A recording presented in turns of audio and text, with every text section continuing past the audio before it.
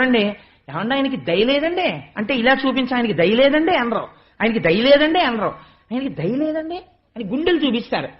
దయ గుండెల్లో ఉంటుంది. వేదాంత దేశికులు దయాశతకము అని రచించారు. అమ్మవారు గుండెల్లో ఉంటుందంటే అయ్యవారు దయామూర్తి అయ్యున్నాడు అని గుర్తు. చిత్రం ఏమిటంటే అమ్మవారు ఇలా చూసేటప్పుడు అందరినీ చూసింది కానీ రాక్షసుల్ని చూడడం మానేసింది. అంతే వాళ్ళు దరిద్రులు అయిపోయారు. పోయిందంతే వాళ్ళకి అమృతం. కాబట్టి జగముల తండ్రి అయి తనరు శౌరి జగంబుల తల్లి ఇందిరం తగ నురమందు దాల్చే అట తత్కరుణారస దృష్టిచే ప్రజల్ మనడగదొంటి భంగి అతిమంగళ సాధ్వి పతిత్వ సంపదన్ నగడిన లోకముల్కని రనేక శుభంబులు పొందిరత్తరిన్. ఆ అమ్మవారు అయ్యవారితో కలిసి అమ్మవారు సంతోషంతో ఇలా చూడగానే లోకములన్నిటినీ మంగళమును పొందాయి. ఏమిటి మంగళం? మీకు నేను ఒక రహస్యం చెప్తాను.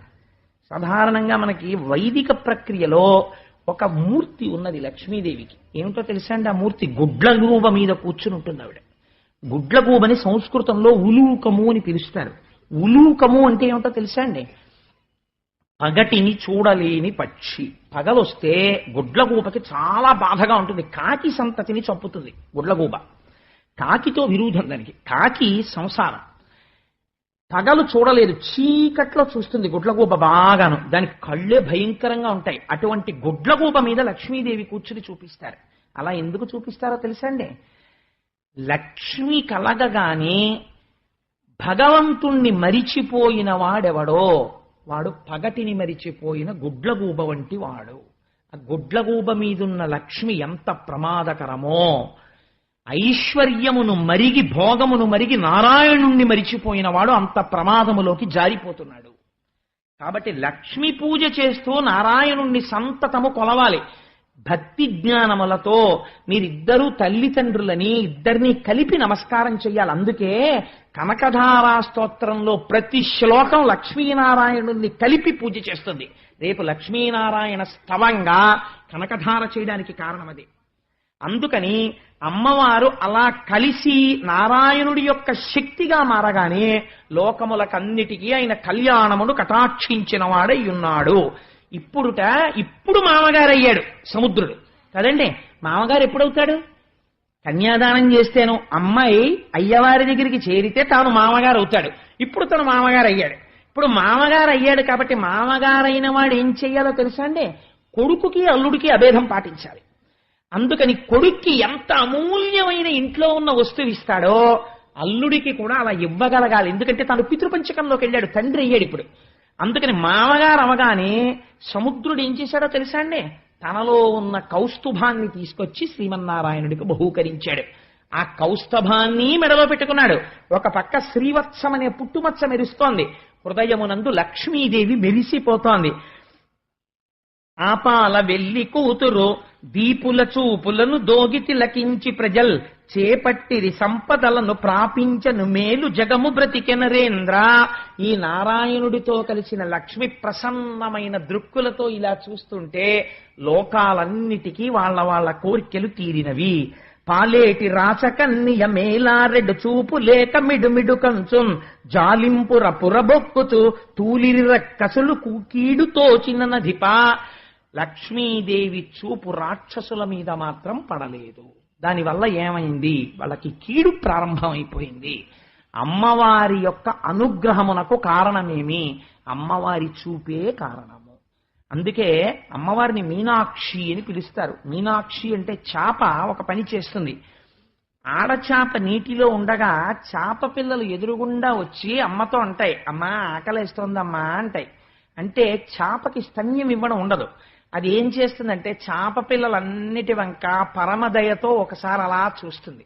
ఇది తాబేలు చేస్తుంది, చాప చేస్తుంది. పరమ సంతోషంగా ప్రీతితో చూస్తుంది. చూడగానే వెంటనే చాప పిల్లలకి కడుపు నిండిపోతుంది. ఇలా చెయ్యగలిగిన శక్తి ఒక్క చాపకుంది. అందుకే అమ్మవారికి మీనాక్షి అని పేరు. మీరు ఒక్క స్తోత్రం సంతోషంగా చేస్తే అమ్మ పరమ సంతోషంతో ఇలా చూస్తుంది. అది చూడగానే మీ కోరికలు తీరిపోతాయి. అంతే అంతే. అమ్మవారు చూడ్డానికి ఏం చేయాలి? అమ్మా అని ప్రీతిగా పిలవాలి. కాయిక కైంకర్యంగా పూజ చెయ్యాలి, కనకధార స్తోత్రాన్ని అనుసంధానం చేయాలి. అందుకే రేపు పూజతో కనకధార అనుసంధానం చేయడానికి కారణం అది. సరే, ఇంత అద్భుతంగా పాలేటి రాసకన్య, ఎంత గొప్ప మాట అన్నారో చూడండి. ఆ పాల సముద్రం అనబడేటటువంటి రాజు యొక్క కూతురైనటువంటి లక్ష్మీదేవిని పొంది శ్రీమన్నారాయణుడు తరించాడు, కన్యాదానం చేసి సముద్రుడు తరించాడు, అమ్మవారి యొక్క అనుగ్రహాన్ని పొంది ఇంద్రుడు తరించాడు. ఇప్పుడు ఇంద్రుడికి రాజ్యం రాబోతోంది, రాక్షసులకి వచ్చిన రాజ్యం జారిపోబోతోంది. కీడు ఎలా తోచింది, కీడుకి ఫలితమేమి? మీరు విందురుగాని కీడుకి ఐశ్వర్యం పోయే ముందు మొదట ఏముంటుందో తెలుసా అండి? దెబ్బలాటలు వస్తాయి. అందుకే ఇంట్లో మాట్లాడుకునేటప్పుడు ఎప్పుడు పరమప్రసన్నంగా మాట్లాడుకోవాలి. అందుకే మంగళసూత్రం కట్టించేటప్పుడు ఇక్కడే కట్టిస్తారు తప్ప మంగళసూత్రాన్ని ఏమండే ఎప్పటి నుంచో ఇక్కడ కడుతున్నారు మంగళసూత్రం ముళ్ళేసి, ఏమిటండి ఎప్పుడు మంగళసూత్రం అలాగేనేంటి, మేము సరదాగా మోడల్ మార్చి నడుము కట్టించుకుంటాం అన్నారు అనుకోండి, కుదరదు, అలా కట్టించకూడదు. మంగళసూత్రం ఎప్పుడు ఇక్కడే కట్టాలి. ఇక్కడ ఎందుకు కడతారు చెప్పండి? అక్కడే ఎందుకు పెట్టారు మంగళసూత్రం? ఇక్కడే ఎందుకు కట్టాలి? మంగళసూత్రాన్ని ఇక్కడ కట్టించుకుంటాం, రక్షాబంధనం కట్టినట్టు ఇక్కడ కట్టించుకుంటాం. మరి ఇంత సెక్యూర్డ్గా ఉంటుందండి, తెలుస్తూ ఉంటుంది. గబుక్కుని అలవాటు లేనితనం గబుక్కుని జారిపోతుందో ఏమిటో, అలా భయం లేకుండా ఉంటుంది, చేతులకు పెట్టుకుంటాం అన్నారు అనుకోండి, అలా ఒప్పుకోరు. అలా కుదరదమ్మా, అలవాటు చేసుకో, మంగళసూత్రం పెట్టుకోవాలి. సన్యాసం తీసుకున్నవాడు నేను దండం పట్టుకోవడం అలవాటు లేదండి అంటే కుదరదు. చంద్రశేఖర పరమాచార్య స్వామి వారు గొడ్డేసి కట్టుకుని అలవాటు చేసుకున్నారు. అందుకని మంగళసూత్రం అలవాటు చేసుకోవాలంతే. అంతేకాని ఇది ఏదో కొత్తగా ఉంది అంటుంటారు ఆడపిల్లలు పెళ్ళైన కొత్తల్లో, అయినా అలవాటు చేసుకోవాలంతే. అది మరి మంగళసూత్రం ఎందుకు ఇలా మెడలో కడతారు అంటే ఒక రహస్యం ఉంది. మీకు నేను చెప్పేస్తాను ఆ రహస్యం ఏమిటో తెలుసా అండి? ఇక్కడ ఏముంటాయి? జ్ఞానేంద్రియాలు ఉంటాయి. కళ్ళు, ముక్కు, చెవులు, నాలుక, మేధస్సు, బుద్ధి, నిర్ణయాలు చేసేవంతా ఇక్కడ ఉంటుంది శక్తి. ఇది నిర్ణయం చేస్తుంది. కంప్లైంట్స్ అన్నీ ఎక్కడి నుంచి వస్తాయి? ఈ కింద నుంచి వస్తాయి. నేను ఇలా కూర్చునుండగా ఓ దోమ వచ్చిన అరికాలు ఓహో కరిచేస్తోంది అనుకోండి. ఈ దోమ కరిచేస్తుంటే ఈ అరికాలు దగ్గర ఉన్న నాడీ మండలం నీ అరికాలుని దోమ కరుచుచున్నది, దయచేసి ఈ దోమను తోలెదవుగాక అని ఒక సందేశాన్ని ఇలా పంపిస్తుంది. మెడుల్లా ఆబ్లాంగేటా అని ఇందులోంచి వచ్చి బ్రెయిన్ కి చేరుతుంది. బ్రెయిన్ ఆ మెసేజ్ రిసీవ్ చేసుకుని మళ్ళీ ఇంటర్న్ ఒక ఆర్డర్ ఇస్తుంది. ఎడమ చేతి వైపు కాలుని గోకుతోంది కాబట్టి ఒక ఎడమ చెయ్యా నువ్వు కదిలి అసభ్యంగా అందరి ముందు కదలకుండా మెల్లగా జాగ్రత్తగా బొటన వేలుతో దోమని ఇలా అని పోగొట్టి కొంచెం సేపు మాత్రమే గోకి వెనక్కి వచ్చేయి అంటుంది. కాబట్టి బొటన వేలు ఇలా వెళ్ళి అది తీర్చేస్తుంది.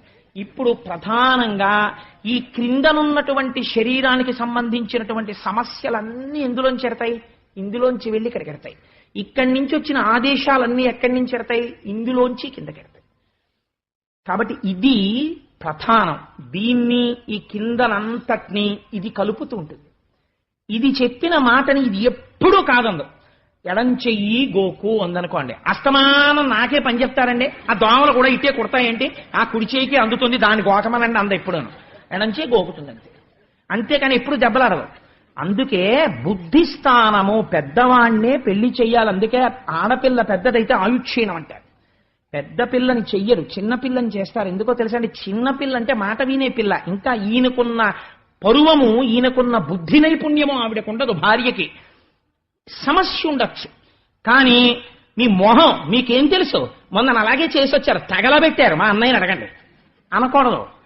ఏమండి చూసారా, మీరు పాపం మంచివారు, మీకు అంత బాగా ఇంకాను ఆ మంచితనం మీ మేధస్సుని కప్పేస్తుంది. తొందరగా అవతల వాళ్ళకి సంప్రీతి పొందుతారు. మా తమ్ముడు ఘటికుడు, వాడిని ఒకసారి సంప్రదించండి అని